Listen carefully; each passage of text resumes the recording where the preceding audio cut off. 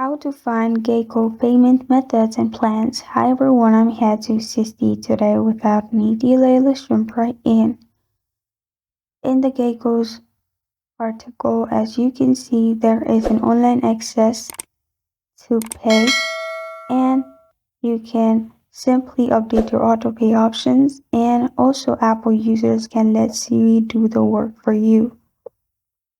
And to do that, you need to log into Geico mobile app, and there are other ways to pay, which is traditional way, mail, and phone.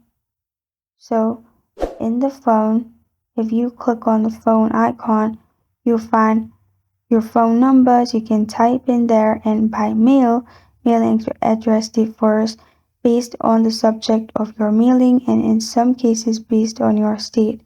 Select your category, and after you do that, you will be able to pay via mail. And this is how to find Geico payment methods and plans. Thank you for joining me today. If this video helps you out, please leave a like and subscribe for more. Got a question or want to suggest a topic, comment below. Thank you for watching.